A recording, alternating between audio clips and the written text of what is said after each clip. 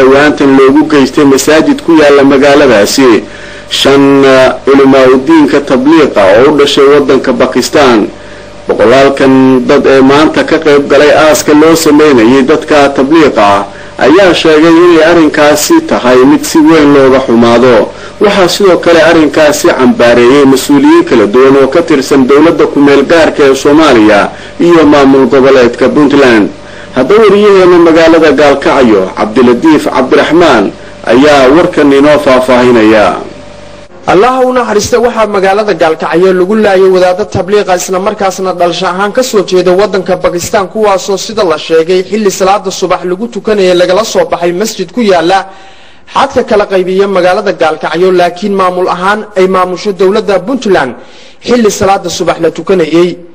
dad goob joogayaal ah ayaa u sheegay TV-ga Universal in qaar kamid ah dadka dilka geystay indhaha ay soo duubteen kadibna gudaha u soo galeen masaajidka waxayna banaanka u soo saareen 7 ruux oo dhamaantood u dhashay dalka Pakistan. 5taas ruux ayaa si bareera loogu toogtay banaanka hore ee masjidka. waxa sidoo kale dhaawac loo geystay 3 ruux oo kale oo 2 kamid ah ay yihiin dalka Pakistan qofka kalena uu yahay qof Soomaali ah.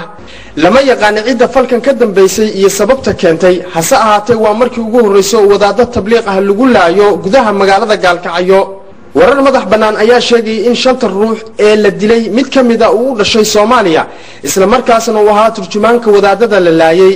sidoo kale aas balaaran loogu sameeyay isla magaalada Gaalkacyo culimadii lagu laayay magaalada waxaana aaska ka soo qayb galay dad aad u tiro badan oo isugu jiray culimada qaybaheeda kala duwan madaxda dawladda Puntland iyo dadweynaha ku dhaqan magaalada Gaalkacyo.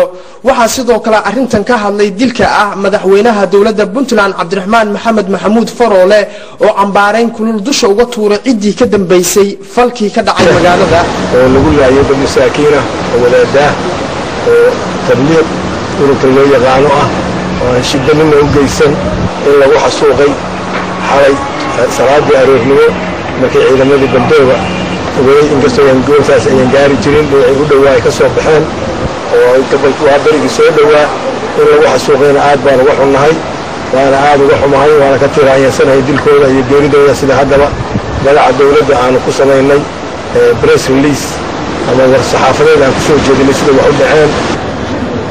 The President of Puntland State, Dr. Abdurrahman Mohammed Farole, on behalf of the government and the people of Puntland, is deeply shocked and condemns the brutal terrorist attack occurred in South Gaalkacyo, not controlled by Puntland, on 12 August 2009 at 4:30 a.m.